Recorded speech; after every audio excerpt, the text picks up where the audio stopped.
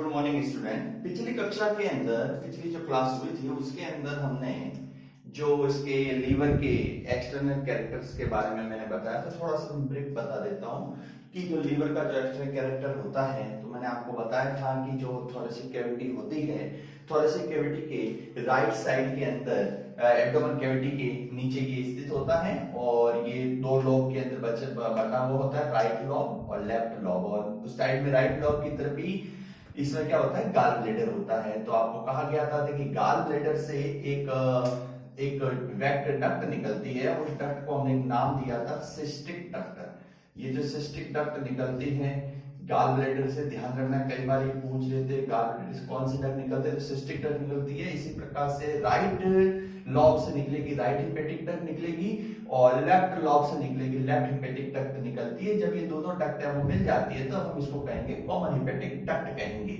और common hepatic duct और cystic duct है वो आपस में जब मिलती है, आपस में ये मिल जाती है। देखिए यहाँ पर ये सिस्टिक डक्ट है, तब इसको बाइल डक्ट नाम देते हैं। फिर क्या होता है कि थोड़ा सा नीचे की तरफ आते हैं तो पैंक्रियास ग्लैंड से पैंक्रियास डक्ट है वो इसके अंदर मिल जाती है।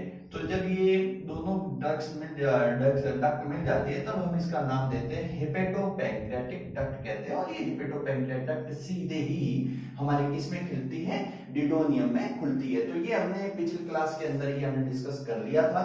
अब इसके बाद में देखिए जो बात आती है कि इसके इंटरनल कैरेक्टर की बात आती है, फिर इसके फंक्शन की भी चर्चा करेंगे। तो इंटरनल कैरेक्टर की चर्चा करते हैं। तो इंटरनल कैरेक्टर के अंदर हम पहले देखते हैं कि जो हमारी जो ये लीवर होता है, तो लीवर जैसे ये बात मैंने आपको बताई, जैसे ये हमारा लीवर है, ये इस प्रकार से कोई हमारा ये जैसे मान लीजिए कि ये हमारा लीवर है, ठीक है, ये भाई अपना एक लीवर है। तो लीवर के अंदर क्या होते हैं, बहुत सारे छोटे छोटे भाग होते हैं, बहुत सारे छोटे छोटे भाग होते हैं। जैसे इस प्रकार से ये भाग होते हैं, ये इस तरह से बहुत सारे होते हैं। तो ये ऐसे भाग होते हैं। तो उन भागों को हम जो कहते हैं, उनको पार्ट्स को कहते हैं, वो क्या कहे जाते हैं, लोब्यूल्स कहे जाते हैं। तो हम कह सकते हैं कि देखिए भाई पहले तो क्या था कि लीवर होता है, ठीक है, लीवर के अंदर क्या होते हैं, लीवर के अंदर लोब्यूल्स होते हैं। लीवर बटा होता है लॉब में और लॉब के अंदर होते हैं लोब्यूल्स होते हैं, लोब्यूल्स होते हैं। और ये जो लोब्यूल्स है, इसी लोब्यूल्स को हम नाम ये ध्यान रखना है, ये लोब्यूल्स क्या है, तो हम कहेंगे कि structure and functional unit, structure and functional unit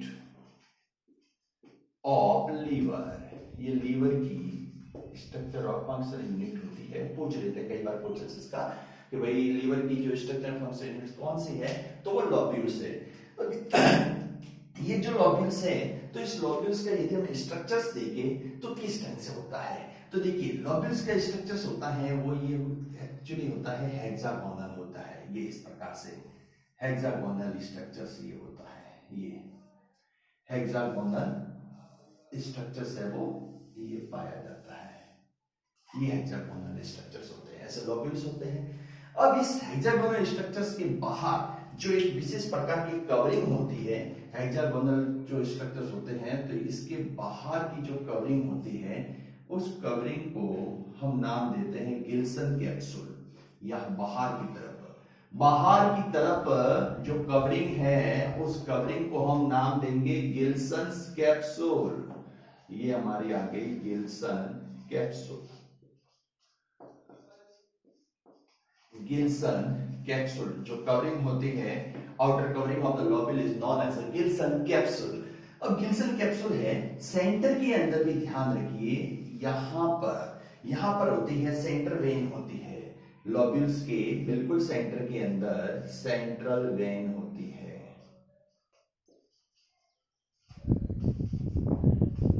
central vein होती है। और इसके जो सेंट्रल वेन है, फिर इसके अंदर यहां से एक स्ट्रक्चर इस प्रकार से ओरिजिनेटेड होता है। ये इस स्ट्रक्चर्स को हम जो नाम देते हैं साइनोसाइड। ये पेरिफेरल रीजन से शुरू होता है और सेंटर पोर्शन की तरफ होता है, इस तरह से ये सारे ऐसे स्ट्रक्चर होते हैं, इनको हम साइनोसाइड्स कहते हैं। इस प्रकार के structure, this structure is known as the sinusoid, sinusoid, ये सिनोसाइड स्ट्रक्चर्स होते हैं। अब ये सिनोसाइड स्ट्रक्चर्स है, ये सारे स्ट्रक्चर्स हैं। अब हम बात करें तो इसके अंदर ब्लड सप्लाई तो होगी, तो ब्लड सप्लाई होगी, तो भाई ब्लड सप्लाई किससे होगी, तो उसको जरा डिस्कस करते हैं। तो देखिए ब्लड सप्लाई होने के अंदर यहां पर भाई होती है एक प्रकार से, मान लीजिए हिपेटिक आर्टरी, जो क्या होगी, ब्लड लेके आएगी, हिपेटिक आर्टरी। ये सब जगह होती है, मैं एक जगह पे बना रहा हूं, तो जहां कॉर्नर है वहां पर तो हिपेटिक आर्टरी।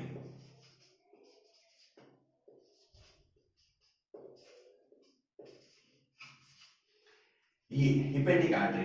दूसरी और होती है, हम जानते हैं हमारे अंदर जो पोर्टल सिस्टम होता है, तो ये अपने आगे हिपेटिक पोर्टल सिस्टम, ये दूसरी जो होती है ये हिपेटिक पोर्टल सिस्टम, शॉर्ट में लिख रहा हूं hepatic portal system, hepatic portal artery, sorry hepatic portal artery, ये होती है। ये दोनों हिपेटिक पोर्टल आर्टरी और हिपेटिक आर्टरी ये आती है और ये क्या करती है, इस लोब्यूल्स को ब्लड सप्लाई करती है। अब हिपेटिक आर्टरी के द्वारा जो blood supply, hepatic portal artery के द्वारा जो ब्लड सप्लाई होता है वो होता है नियर अबाउट द 70%, और ये जो आर्टरी लाती है ब्लड, तो ये लगभग होती है 30%। इतना ये ब्लड है वो इनके द्वारा आया जाता है। अब यहां से ये सब जगह ऐसा होता है, ये सब जगह होता है, मैं एक जगह बना रहा हूं, जैसे यहां पर भी ये, यहां पर भी ये, इस तरह से ये सब जगह होता है, ऐसे सब जगह है, ये ब्लड सप्लाई होती है यहां से, ठीक है। तो यहां से ये क्या करती है, ब्लड सप्लाई करती है, और ये ब्लड सप्लाई कहां से जाएगा, तो देखिए ब्लड सप्लाई कहां से जाएगा, यहां से जाएगा भाई, यहां से पेरिफेरल रीजन से सेंट्रल रीजन की तरफ जाएगा। ये देखिए पेरिफेरल रीजन से सेंट्रल रीजन की तरफ जाएगा, किसमें से होकर जाएगा, सिनुसॉइड से होकर के जाएगा। तो इस प्रकार का जो ब्लड सप्लाई होता है उसको हम नाम देते हैं सेंट्रीपिटल ब्लड सप्लाई। ये सेंट्रीपिटल ब्लड सप्लाई होता है, यहां लिख देता हूं सेंट्रीपिटल।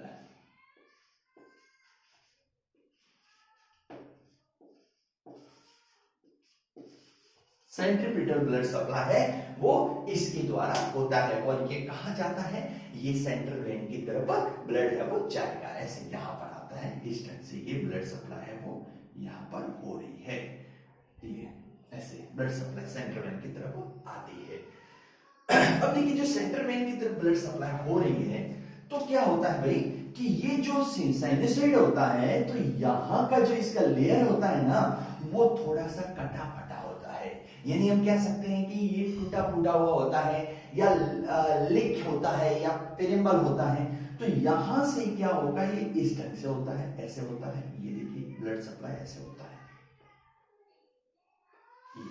तो अब जो ब्लड आ रहा है वो ब्लड क्या होता है, इधर जो सेल्स होती है, यहां ध्यान दीजिएगा, यहां जो सेल्स होती है, इस सेल्स को हम नाम देते हैं, यहां पर क्या होती है, सेल्स पाई जाती है, यहां पर सेल्स होती है, इसकी ये वाला जो भाग है सेल्स से होता है, और जो हिपेटिक पोर्टल के अंदर जो सेल्स होती है, उन सेल्स को हम एक नाम देते हैं hepatocyte cell. Hepatocyte cells, hepatocytes भी कहा जाता है, हिपेटोसाइट का मतलब कि जो अपने लीवर के अंदर पाई जाने वाली सेल, तो ये हमारी हिपेटोसाइट सेल है।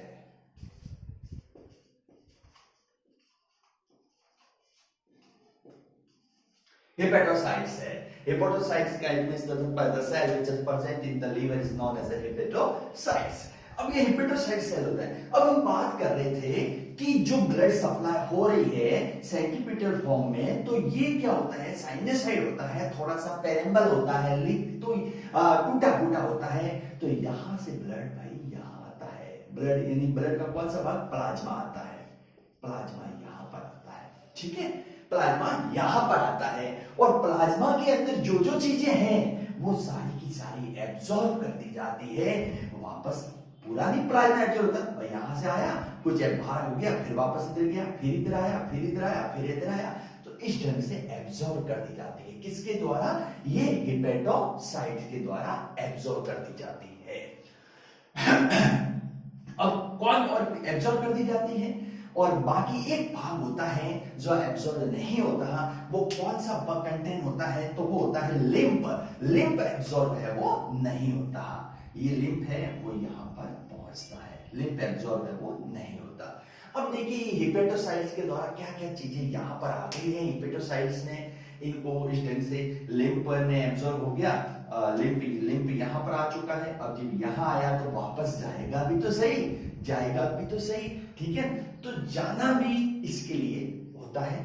तो देखिए अब यहां से ये वापस लिम्फ है वो वापस रिवर्स कंडीशन में जाएगा। तो रिवर्स कंडीशन में जाएगा, तो रिवर्स कंडीशन में जाने के लिए भी इसमें किस प्रकार का क्या सिस्टम होता है उसी को ही हम आगे चलाते हैं कि देखिए जो हिपेटोसाइट्स है तो वो किस ढंग से आगे चलता है, तो उसमें देखते हैं। तो यहां पर क्या होगा कि देखिए इधर तो ये तो आगे इधर, अब यहां पर क्या होगी? वेन होगी, हिपेटिक वेन। हिपेटिक वेन के द्वारा ये रिवर्स जाएगा, यहां से आ गया या इस ढंग से देखिए यहां पर देखिए। अब एक मिनट, अब यहां से ब्लड यहां पर आ गया, हिपेटोसाइट्स में नहीं इन्होंने एब्जॉर्ब कर लिया। हिपेटोसाइट्स क्या होती है? बहुत सारे फंक्शन करती है। क्या क्या करेगी? एक तो ये बिलिरुबिन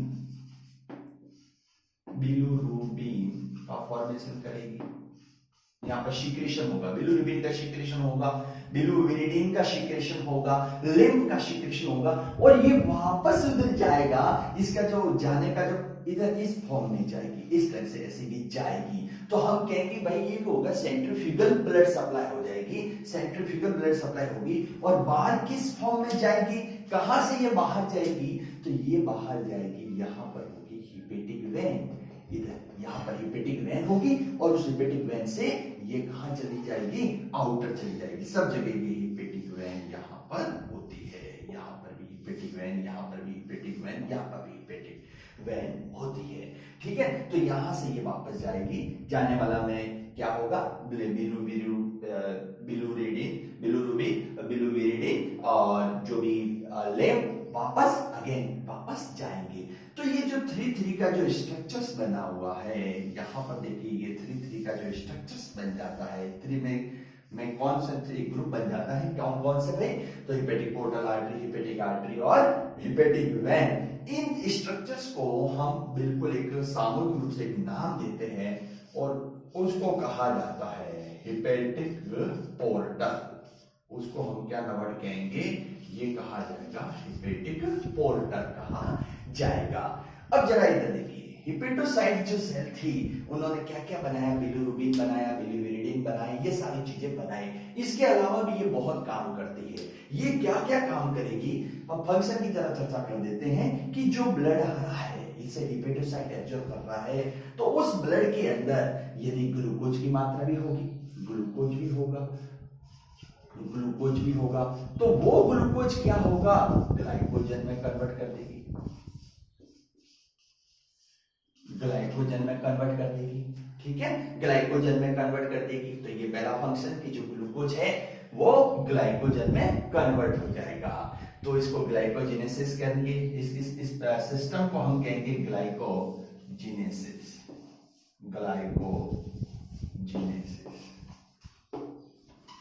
ग्लाइकोजेनेसिस। दूसरा क्या हो सकता है कि जब ग्लाइकोजन है, अब दूसरा यहां पर ये हिपेटिक सेल क्या करेगी कि ब्लड में ग्लाइकोजन जो रिक्वायरमेंट होगा ग्लूकोज का, तो ग्लाइकोजन किस में कन्वर्ट होगा? ग्लूकोज में कन्वर्ट होगा, ग्लूकोज में कन्वर्ट होगा। तो यहां पर इसको ग्लाइकोजन है वो टूटेगा, ग्लूकोज में बनाने में, तो टूटने के लिए वर्ड हम यूज करते हैं बायोलॉजी में लाइसिस। तो हम कहेंगे इस सिस्टम को कहेंगे ग्लाइकोजेनोलाइसिस, ये ग्लाइकोजेनोलाइसिस बन जाएगा, ग्लाइकोजेनोलाइसिस बन जाएगा। इसके अलावा और क्या होता है? देखिए कभी कभी क्या होता है कि जो ग्लूकोज होता है, ये देखिए फंक्शन है सारे, ये बहुत काम के हैं। ग्लूकोज ग्लूकोज जो होता है वो फैट में कन्वर्ट हो जाता है। फैट में कन्वर्ट हो जाता है तो इस सिस्टम को कहते हैं लिपोजिनेसिस। लिपोजिनेसिस कहा जाता है। फिर क्या होता है कि जो ये ब्लड को ले रहे हैं तो हमारा जो हेपेटिक पोर्टर सिस्टम है और हम जानते हैं कि डाइजेशन वगैरह हो जाता है तो पूरा जो प्रोटीन्स होता है वो पच जाता है और पच करके किस फॉर्म में बन जाता है? एमिनो एसिड में। एमिनो एसिड बन जाता है। तो ब्लड में क्या मिला हुआ है? आने वाले ब्लड में क्या मिला हुआ है? एमिनो एसिड मिला हुआ है। एमिनो एसिड मिला हुआ है। तो इस एमिनो एसिड को ये हेपेटोसाइट सेल तोड़ती है और किस फॉर्म में बना देती है? अमोनिया में बना देती है, अमोनिया में कन्वर्ट कर देती है। इसके बाद और क्या फंक्शन है? हम इसको और भी कह सकते हैं कि भाई जो अमोनिया आया है वो अमोनिया वापस यूरिया में कन्वर्ट हो जाता है। तो ये भी काम इसके द्वारा ही होता है। तो अमोनिया को यूरिया में जानते हैं और देते साइकिल चलता है तो उसमें अमोनिया है वो यूरिया में चेंज हो जाती है। फिर दूसरी बात और कि जो आपने एब्जॉर्ब किया है कोई विषैले पदार्थ है, पॉइजनस पदार्थ है, तो लीवर क्या करता है? इनको डिटॉक्सिफिकेशन भी करता है। डिटॉक्सिफिकेशन भी करने का काम ये करता है, लीवर करता है। ठीक है। हाँ, एक बात और बताना चाहूंगा कि इसके अंदर जो हिपेटोसाइट सेल्स है इनमें इनको हम एक और नाम देते हैं कुपर सेल्स। यहाँ पर कुपर सेल्स भी होती है इधर यहाँ। तो कुपर सेल्स इसमें पाई जाती है, कुपर सेल्स। और ये सेल्स क्या करती हैं? कुपर सेल्स, देखिए कुपर सेल्स जो होती है, कुपर सेल्स का भी फंक्शन है। कई बार पूछ लेते हैं कि कहां पर कुपर सेल्स होती है, तो लीवर में होती है। कुपर सेल्स क्या करती है? ये जो डेड आरबीसी होती है ना, डेड आरबीसी को खत्म करने का काम करती है। मतलब डेड आरबीसी जो है, तो हम जानते हैं कि जो आरबीसी का जो लाइफ टाइम होता है वो 120 डेज होते हैं। तो उसके बाद में जो भी ये खत्म हो जाते हैं, तो खत्म होने के बाद तो इसको पचाने का काम होता है, वो कौन करता है? हमारा लीवर करता है। इसलिए लीवर को हम एक कहा जाता है आरबीसी का कब्रिस्तान भी कहा जाता है, यानी अपन कह सकते हैं कि ग्रेवयार्ड ऑफ द आरबीसी। तो ये काम भी यहाँ पर होता है। ये भी प्रक्रिया इधर हो जाएगी। फिर इसके बाद में हम जानते हैं बिलिरुबिन मैंने बताया, बिलिरुबिन बनाया। तो ये ऐसी चीजों का भी फॉर्मेशन है वो इसके यहाँ पर ही होता है। एक चर्चा और करना चाहेंगे कि जो देखिए एक वर्ड आ गया इसमें है गाल ब्लैडर। तो एक बात और ध्यान रखिए, बाइल जूस होते हैं, बाइल जूस होते हैं ना, वो बाइल जूस का फॉर्मेशन कहाँ पर किधर कहाँ होता है उसकी चर्चा करते हैं थोड़ी सी। देखिए यहाँ पर लिख देता हूं और क्या क्या है भाई इसमें, तो उसको देखते हैं। हाँ देखिए बाइल जूस होता है, ये भी लीवर में ही आएगा फंक्शन का। बाइल जूस पहले तो ये ध्यान रखना है कि इसका सिंथेसिस जो होता है, बाइल जूस का जो सिंथेसिस होता है, कई बार पूछ लेते हैं बाइल जूस का सिंथेसिस, तो लीवर करता है, लीवर करता है। और स्टोरेज, इसका जो स्टोरेज करने का जो फंक्शन करता है, स्टोरेज करता है वो हमारी गाल ब्लैडर करता है, गाल ब्लैडर करता है। बाइल जूस क्या करता है? तो देखिए ये क्या होता है, बेसिक नेचर का होता है। हम इसका फंक्शन जो मैकेनिज्म पढ़ेंगे डाइजेस्ट सिस्टम का उसमें भी आ जाएगा। बेसिक नेचर का होता है, बेसिक नेचर का होता है। क्योंकि जो हम जानते हैं कि जो स्टमक से जो आने वाला जो फूड है वो फूड किस फॉर्म में होता है? एसिडिक फॉर्म में होता है। तो उस एसिडिक फॉर्म को ये न्यूट्रलाइज कर देता है, बेसिक नेचर का होता है, उसको उदासीन कर देता है। तो वो काम यहाँ पर होता है, ये बाइल जूस के द्वारा किया जाता है। एक बार और ध्यान रखना है कि बाइल जूस जो लीवर के द्वारा जो सीक्रेट किया जाता है ना, वो लगभग डाइल्यूट होता है, यानी आप समझिए कि उसके अंदर 90% वाटर होता है, वाटर होता है। गाल ब्लैडर में ये स्टोरेज होता है, तो ये इसको क्या करता है? कंसंट्रेट कर देता है, पानी को वो सोख लेता है, इसको कंसंट्रेट फॉर्म में बदलने का काम ये क्या करता है? अपना बाइल अपने गाल ब्लैडर है वो करता है, गाल ब्लैडर करता है। फिर हम जानते हैं कि बाइल जूस करता क्या है, क्या काम क्या करता है? तो ये क्या करता है भाई? फैट का क्या करता है? इमल्सिफिकेशन करता है, इमल्सिफिकेशन करता है, पाइसीकरण कहते हैं, जिसको वसा का पाइसीकरण इमल्सिफिकेशन कहते हैं। यानी क्या होगा कि जो फैट के जो बिग मॉलिक्यूल है, बड़े बड़े मॉलिक्यूल है ना, उनको ऐसे छोटे छोटे मॉलिक्यूल में बदल देता है। तो ये फंक्शन इसमें काम होता है। आगे स्ट्रक्चर पढ़ेंगे, मिसेल्स वगैरह बनाते हैं, तो वो सारी चीजें हैं वो उसमें हम ज्यादा डिस्कस करेंगे। तो वो बनाता है। अब कभी कभी दिमाग में आता है कि यदि कभी व्यक्ति को आपने देखा होगा कि किसी को गाल ब्लैडर की इंफेक्शन हो जाता है, गाल ब्लैडर है, वो कभी कभी ऐसी स्थिति आ जाती है कि निकालना पड़ता है। तो जब गाल ब्लैडर निकाल दिया जाएगा तो क्या होगा?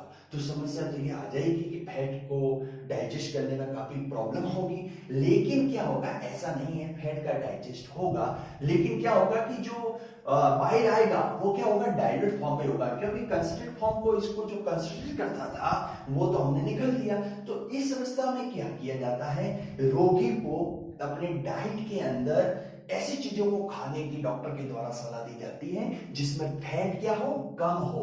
क्योंकि भाई हमारे आने वाला जो जूस है वो क्या है, प्योर है, पर पानी भी मिला हुआ है, 90% तक वाटर है, तो कंसंट्रेट फॉर्म में नहीं है। तो इसलिए इस प्रकार के गाल ब्लैडर निकालने के बाद में रोगी को इस प्रकार से कहा जाता है कि आप है वो फैट वाली चीजों को कम उपयोग करिए। तो ये जो सारी चीजें थी हमारे डाइजेस्टिव ग्लैंड के बारे में हमने कंप्लीट की। ये जो अपने इंटरनल स्ट्रक्चर को डिस्कस किया और कुछ के फंक्शनों की बात हमने की, ठीक है। और नेक्स्ट क्लास के अंदर हम वापस इसका डाइजेस्ट सिस्टम का मैकेनिज्म है वो पढ़ेंगे। Thank you.